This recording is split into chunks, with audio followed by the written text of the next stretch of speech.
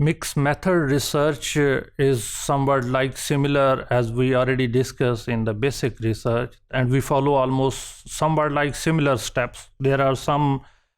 differences where we may have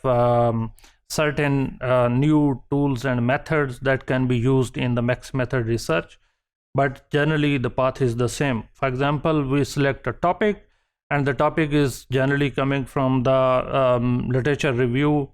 and also narrowing down the topic. We also have a then problem statement, and problem statement is generally a focus research question. The focus research questions must highlight what has already been done and what is new, unique, and empirically valid.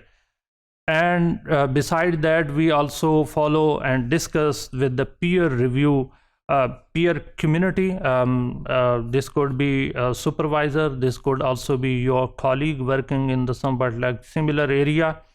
और ये आपके class fellows भी हो सकते हैं जिनके साथ आप डिस्कशन करें और थारोली डिस्कशन करें,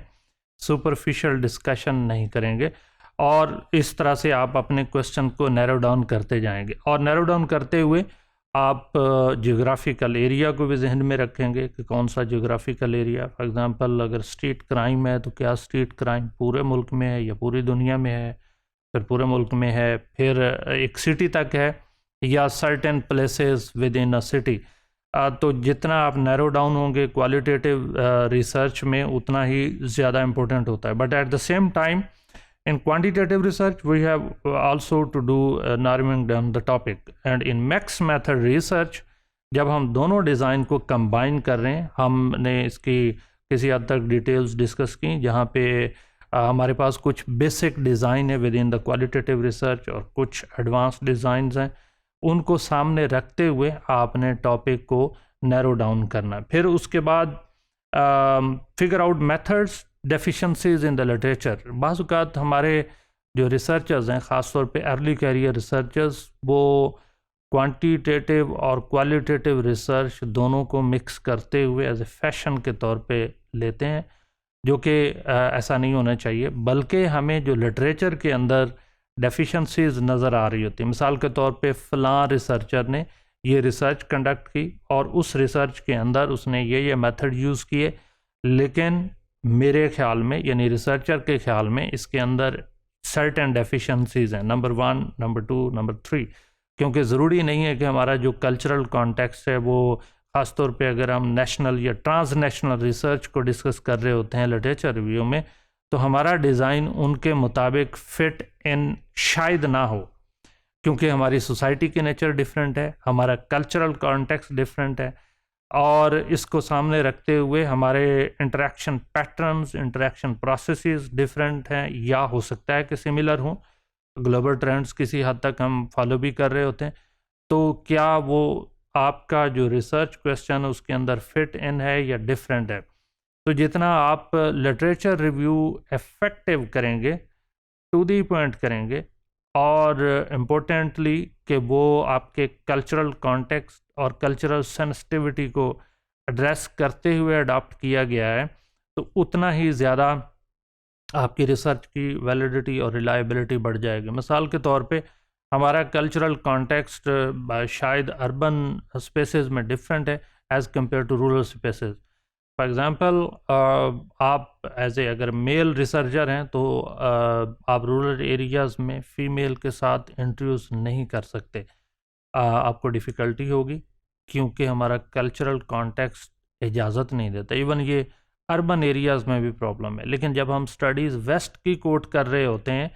तो उसमें ये प्रॉब्लम हार्डली हमें नज़र आता है, जहाँ पे मेल रिसर्चर फ़ीमेल के साथ आसानी से बात कर सकता है और वहाँ कल्चरल बैरियर्स नहीं होते। और हमारे यहाँ ये अर्बन स्पेसेस में भी और रूरल में भी, लेकिन शायद रूरल में ज़्यादा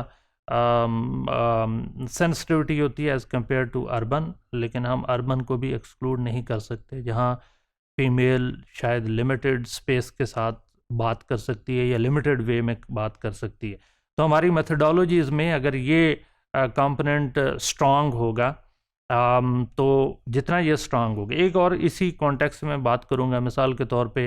आप रूरल एरियाज़ में किसी बूढ़ी खातून से बात करेंगे तो शायद कल्चरल सेंसिटिविटी ज़्यादा नहीं होगी, लेकिन अगर हम यंग लड़की से कोई एक मेल रिसर्चर बात करता है तो relatively it is almost impossible. Urban areas में भी इसी तरह के ट्रेंड्स हैं, लेकिन शायद सर्टन प्लेसेस पे वेरिएशंस हैं। तो जब आपने मिक्स मेथड रिसर्च डिज़ाइन को लेना है तो ये जो सेंसिटिविटीज़ हैं या डेफिशिएंसीज़ हैं, इनको आपने हाईलाइट करना है और अपने कल्चरल सेंसिटिविटी को सामने रखते हुए लॉजिक एंड रीजनिंग देनी है कि आपके रिसर्च डिज़ाइन में, और उसका सोल्यूशन फॉर एग्जांपल ये हो सकता है कि आप कोई और अगर मेल रिसर्चर हैं तो आपके साथ अगर कोई फीमेल को रिसर्चर हैं, वो आपकी डेफिशिएंसीज़ को ओवरकम कर लेंगी और आपको असिस्ट कर देंगी, ताकि आप अगर कोई कल्चरल सेंसिटिव स्टडी कर रहे हैं तो वो आपको असिस्ट करेंगे और आप एक्यूरेट डाटा ले सकेंगे। मिक्स मेथड रिसर्च में ये सेंसिटिविटी क्वालिटेटिव रिसर्च में ख़ास तौर पे ज़्यादा प्रोमिनेंट है और क्वांटिटेटिव में शायद उसकी सेंसिटिविटी का लेवल इतना ज़्यादा नहीं है। जैसे मैंने कहा कि हमारे ज़्यादातर रिसर्चर जो हैं वो इसको ओवर सिंप्लीफाइड लेते हैं, समझते हैं कि बस आपने क्वांटिटेटिव डाटा ले लिया और क्वालिटेटिव भी ले लिया तो मिक्स मेथड रिसर्च होगी। ये एक्चुअली मिक्स मेथड रिसर्च नहीं है, ये अमलगमेशन है, एक दूसरे को सपोर्टिंग या नॉन सपोर्टिंग हो सकती है, लेकिन मिक्स मेथड रिसर्च जो है ना वो इंटीग्रेटेड डिज़ाइन होता है। जितना क्लोजली इंटीग्रेटेड होगा उतना ही आपके लिए इजी होगा, और ख़ास तौर पे आपके जो ऑडियंस हैं, यानी रिसर्च के जो आपके ऑडियंस हैं, वो इसको इवालुएट करेंगे। वो आपके प्रोफेसर्स हो सकते हैं, नंबर 1 सुपरवाइज़र, फिर जो प्रोफेसर्स हैं, एक्सटर्नल एग्जामिनर है, और अगर आपने पीयर रिव्यू आर्टिकल लिखा है तो उसके लिए आपके एक्सटर्नल रेफरीज हो सकते हैं। तो वो देखेंगे कि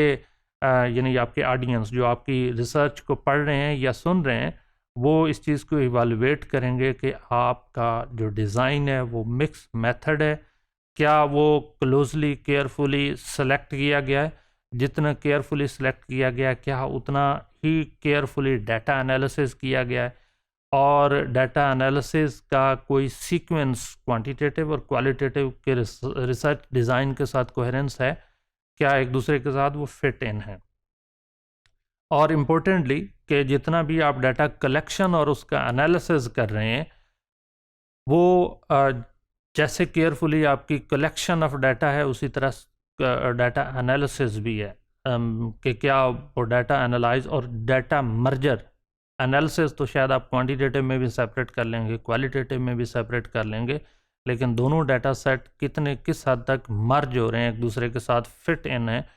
वो ज़्यादा इम्पोर्टेंट है। और जब आपने आपकी फाइंडिंग या रिज़ल्ट्स हैं, बाज़-औक़ात जनरली हमारा ट्रेंड है कि जैसे कहते हैं कि हमारी ये मिक्स मेथड रिसर्च है, लेकिन वो नज़र आ रही होती है कि सिंपल हम या तो टेबुलेशन दे रहे हैं या क्रॉस टेबुलेशन दे रहे हैं, उससे इन्फरेंस यानी इंटरप्रिटेशन नहीं दे रहे होते। और अगर इंटरप्रिटेशन दे भी रहे होते हैं तो अर्ली कैरियर रिसर्चर्स हमारे मुल्क में ज़्यादातर वो कहते हैं इतने परसेंटेज लोगों ने ये कहा और इतने ने ये कहा। ये इंटरप्रिटेशन नहीं है। Interpretation is very careful writing of your findings, और उसमें भी सिग्निफिकेंट फाइंडिंग, यूनिक फाइंडिंग, हर एक फाइंडिंग नहीं, यूनिक फाइंडिंग जो आपके डाटा में से आ रही है, वो बोथ डाटा सेट में से और मर्जर के बाद आ रही है, क्या वो ऑलरेडी लिटरेचर के साथ उससे के सिमिलर है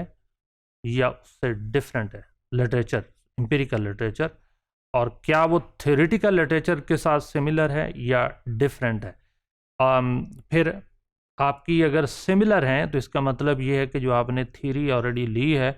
आप उसको वैलिडेट कर रहे हैं और अगर आपकी डिफरेंट है तो इसका मतलब ये है कि आप उस थ्योरी को रिजेक्ट कर रहे हैं या उसे पार्शली एक्सेप्ट कर रहे हैं और पार्शली रिजेक्ट कर रहे हैं। और आपकी फाइंडिंग जो है वो रिपोर्ट राइटिंग में रिफ्लेक्ट होनी चाहिए और एक्सक्लूसिवली रिफ्लेक्ट होनी चाहिए। जब आपने डिस्कशन करनी है तो इसी चीज़ को फर्दर हाईलाइट करना है और आपने फाउंडेशंस बनानी है कि क्या आपकी नई थ्योरी है या ऑलरेडी थ्योरी को आप चेंज कर रहे हैं या ऑलरेडी थ्योरी को मॉडिफाई कर रहे हैं, और उसकी रिफ्लेक्शन जो है वो राइट अप में भी नज़र आनी चाहिए, वो टेबल्स में, ग्राफ में अगर क्वांटिटेटिव रिसर्च है, और अगर क्वालिटेटिव है तो वर्ड्स में और डाटा सपोर्ट्स के साथ, क्योंकि क्वालिटेटिव रिसर्च में हमारा जो डाटा है वो बड़ा वर्ड्स की फॉर्म में,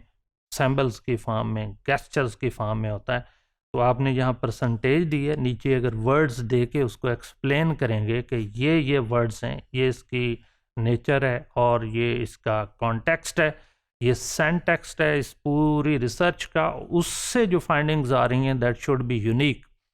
और फिर जब आपने उसका कंक्लूजन या डिस्कशन करनी है तो वहाँ ज़्यादा प्रोमिनेंट होके अगर आप कोई मॉडल डिज़ाइन करके देंगे कि ये रिसर्च इस तरह से ऑलरेडी रिसर्च के साथ लिंक है या डिफरेंट है, तो उसकी वैलिडिटी और रिलायबिलिटी इंक्रीज़ हो जाएगी। और यही ब्यूटी है मिक्स मेथड रिसर्च की। तो मिक्स मेथड रिसर्च में हमने डिस्कस किया कि प्रोसीजर ऑलमोस्ट सेम होते हैं, लेकिन जब हम उसका राइट अप कर रहे होते हैं तो उसके अंदर सपोर्टिंग डॉक्यूमेंट्स या सपोर्टिंग डाटा जो है या एनालिसिस ऑफ द डाटा वो क्वालिटेटिव रिसर्च से भी आ रहा है और क्वांटिटेटिव रिसर्च से भी आ रहा होता है।